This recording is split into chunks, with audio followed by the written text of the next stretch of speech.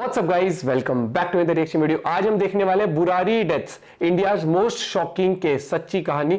और ये the crime show by खूनी मंडे, ये नया चैनल है खूनी मंडे का। खूनी मंडे पे आपको पता है बहुत सारी अमेजिंग हॉरर स्टोरीज होती है, तो इन्होंने द क्राइम शो, जितने भी इंडिया में क्राइम होते हैं उनके ऊपर एक शॉर्ट में पूरी स्टोरी बताते हैं। तो वीडियो देखते हैं। ये बहुत स्कैरी था जब ये हुआ था, याद है? उसके भी नेटफ्लिक्स नहीं बनाया था ना? नेटफ्लिक्स ने तब हुआ था जब, मतलब मैंने तो ये बताया भी था कि जब से हुआ है ना, माइंड से वो नहीं हो पा रहा था जब ऑफिस जाती थी। तो वीडियो देखते हैं। चैनल पर नए हो तो प्लीज सब्सक्राइब, वीडियो कर दे लाइक और वीडियो सजेस्ट करना ना भूलें। 1 2 3 गो।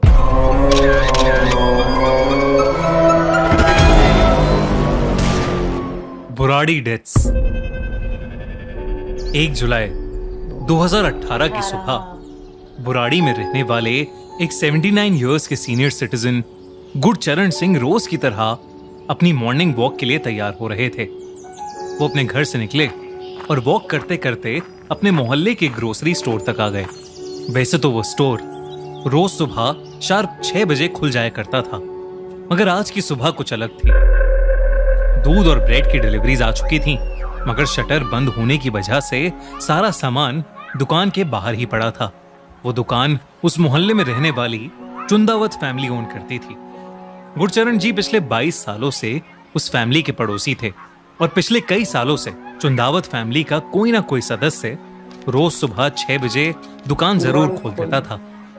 और तो और चुंदावत फैमिली का एक मेंबर रोज गुरचरण सिंह जी के साथ वॉक पर भी आया करता था, मगर उस दिन वो भी नहीं आया और ना ही उसने फोन उठाया। तब गुरचरण जी को थोड़ा डाउट हुआ और वो चुंदावत फैमिली के घर चले गए।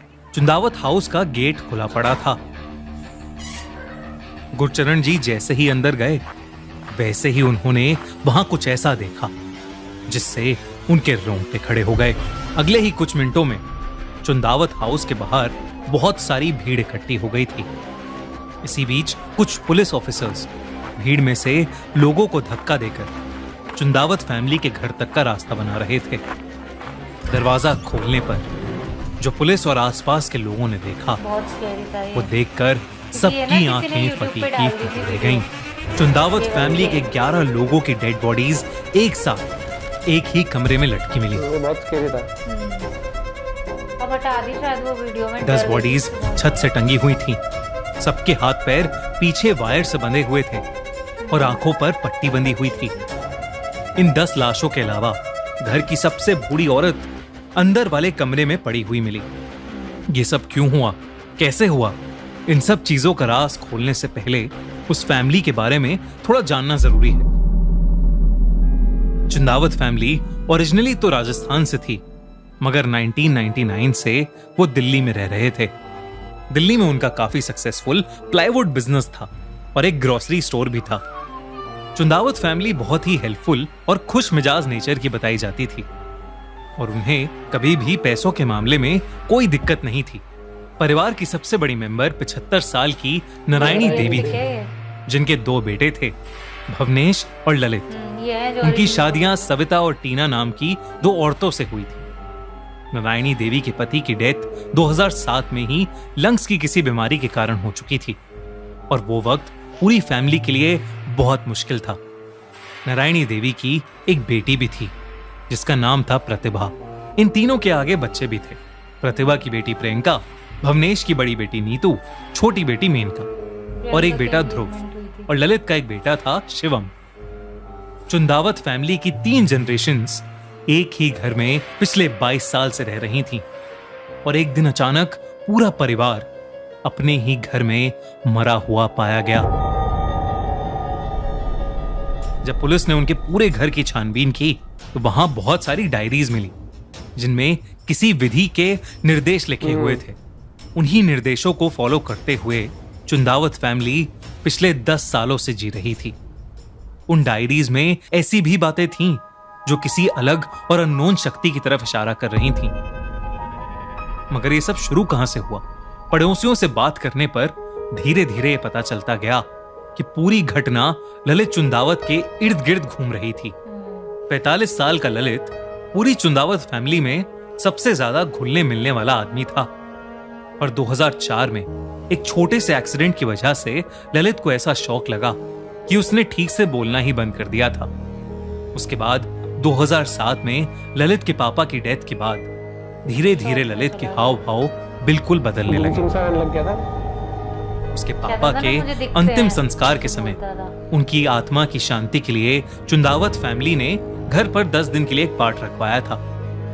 पाठ के सभी दिन ठीक जा रहे थे, मगर एक दिन प्रार्थना के बीच में ललित उठा और बहुत जोरों से ओम चिल्लाने लगा, ठीक वैसे ही जैसे उसके गुजर चुके पापा ओम का जाप किया करते थे। जब पाठ के बीच में एक पड़ोसी ने ललित से पूछा कि आखिर उसे क्या हुआ, तो ललित ने बताया कि उसके मरे हुए पापा उसके सपने में आए हैं और वो कह रहे हैं कि वो बहुत जल्द वापस आ जाएंगे। उस दिन के बाद से हर रोज चुंदावत फैमिली के घर में रात 9 बजे से कीर्तन होना शुरू हो गया था, जिसमें कभी कभी पड़ोसी भी शामिल होते थे। 9:30 बजे तक घर के सभी लोग कहने लग जाते थे कि डैडी के आने का टाइम हो गया है। ललित के फोन से पुलिस को पता लगा कि उसका भूत और आत्मा जैसे टॉपिक्स में बहुत इंटरेस्ट था। वो रोज इंटरनेट पर पैरानॉर्मल शोज देखने लगा था और अक्सर वो कब्रिस्तान में जाया करता था। घर में रोज चल रही पूजा के बाद उन सभी का लाइफस्टाइल बदलने लगा। शराब और नॉन वेजिटेरियन खाना बंद हो गया और सब वेजिटेरियन बन गए। पूरी फैमिली डायरीज में लिखे इंस्ट्रक्शंस और रूटीन्स को स्ट्रिक्टली फॉलो करने लगी थी। उन सभी डायरीज में से एक डायरी में साफ साफ लिखा था कि उन सबके लटक जाने के बाद एक सुपर नेचुरल फोर्स उनके घर में आएगी और उन्हें मरने नहीं देगी, बल्कि उन्हें मोक्ष देगी। मोक्ष हिंदू रिलीजन का एक कॉन्सेप्ट है जिसमें यह कहा गया है कि अगर इंसान पूरी जिंदगी अच्छे काम करे और भगवान की तरफ मन लगाए तो वो साइकिल ऑफ बर्थ और डेथ से फ्री हो जाता है। डायरी में क्लियरली लिखा था कि उन्हें लटकने से 6 दिन पहले से लगातार क्या करना था ताकि वो आखिरी दिन खुद को घर की सीलिंग से पूरी विधि अनुसार लटका सके। मौत का वक्त थर्सडे या संडे रात 12 से 1 बजे के बीच में होना चाहिए था। डायरी के फाइनल एक्ट में लिखा था कि जब जमीन कांपेगी और आसमान फटेगा तो मैं तुम्हें बचाने आऊंगा। सबसे अजीब बात तो ये थी कि कुछ लोगों ने यह भी दावा किया कि डायरीज में जो भी इंस्ट्रक्शंस लिखी गई हैं वो ललित की हैंडराइटिंग थी ही नहीं। अच्छा, तो फिर वो सारे इंस्ट्रक्शंस इतने सालों से डायरी में कौन लिख रहा था? क्या वो सारी डायरीज उनके पापा भोपाल सिंह लिख रहे थे, जिनकी 2007 में ही डेथ हो गई थी? यहां तक कि जिस रात पूरी फैमिली ने मिलकर खुदकुशी की या उनका मर्डर हुआ, उस रात घर के बच्चे और औरतें बाहर दुकान से स्टूल्स और वायर्स लेकर घर के अंदर जाते हुए सीसीटीवी कैमरा में देखे गए थे। वही स्टूल्स और वायर्स जिनका इस्तेमाल उन्होंने उस रात डायरी के इंस्ट्रक्शंस फॉलो करके सीलिंग से लटकने में किया था। तो क्या उन्हें पहले से पता था कि वो मरने वाले हैं? पुलिस को धीरे धीरे पूरा भरोसा होने लगा था कि ललित चुंदावत को साइकोसिस डिसऑर्डर था। साइकोसिस डिसऑर्डर एक दिमाग की बीमारी है जिसमें इंसान सच्चाई से अलग एक भ्रम की दुनिया में जीने लगता है। इस बीमारी में लोगों को हैलुसिनेशंस भी होते हैं। पुलिस का तो यह भी मानना था कि पूरी चुंदावत फैमिली को ही शेयर्ड साइकोसिस डिसऑर्डर था, जिसमें सब लोग पेशेंट को फॉलो करने लग जाते हैं क्योंकि वो एक दूसरे के बहुत करीब होते हैं और सारे लोग पेशेंट पर भरोसा करने लगते हैं। मगर क्या ये सच में पॉसिबल है कि पूरी चुंदावत फैमिली इस भ्रम की शिकार होने लगी थी? कई लोगों को इस थ्योरी पर बिल्कुल भरोसा नहीं था। इस पूरी घटना के लगभग सारे ही सवाल बस एक रहस्य बनकर रह गए हैं, एक ऐसी भयानक कहानी बनकर जिसने पूरी दिल्ली को हिलाकर रख दिया था। आपको क्या लगता है, क्या हुआ था उस रात बुराड़ी में? हमसे कमेंट्स में अपनी थ्योरीज शेयर कीजिए और ऐसी ही थ्रिलिंग क्राइम स्टोरीज के लिए subscribe to the crime show by खूनी मंडे। सीरियसली अनसॉल्व्ड जब ये हुआ था ना, अनसॉल्व था, मतलब है अभी तक भी। पर पता है क्या, उस टाइम मतलब ऑफिस जाती थी जब मैं, ठीक है, पीजी में रहती थी। हुआ क्या था कि किसी ने ना ये मतलब मैं जैसे सुबह हुआ था ये सब, तो ऑफिस में तो पता नहीं चलता, ठीक है। और जब मैं वापस आई ना तो मैंने देखा पीजी में ना सब लोग ऐसे एक मतलब जो बंदी थी वहीं पे भी वैसे फोन पे देख रही थी वीडियो, किसी ने अपलोड कर दी नहीं थी। हाँ किसी ने अपलोड कर दी और सब ना ऐसे ऐसे अच्छा अच्छा, तो मेरे को लगा यार इतनी भीड़ क्यों, फिर मुझे बताया कि आज ना ऐसे ऐसे एक से अच्छा ऑफिस में कुछ बात तो चल रही थी पर इतना कौन ही ध्यान देता है। मैंने कहा अच्छा ये था। फिर जब मतलब वो वीडियो देखी ना भाई, लिटरली बता रही हूँ मेरे को 10-15 दिन लगे, मतलब उससे होता है ना जब आप देख लेते हो उससे बाहर आने में। मतलब हमारे यहाँ पर ना थोड़ा सा यही है भैया कि हम तो बहुत ज्यादा उसमें घुस जाते हैं अंधविश्वास में या इस तरीके से, वो एक अलग ही माइंडसेट बना लिया है जितना कि कुछ पता लगा कि और वो अलग ही दुनिया में जी रहा है। लेकिन वो किताब जब उसकी हैंडराइटिंग किसने लिखी फिर वो, हाँ ये समझ या किसी से लिखवा क्या है वो, पंडित वंडित कोई जैसे कई लोग थोड़ा उस तरीके बाबा से बूबा कोई बुला लेता है।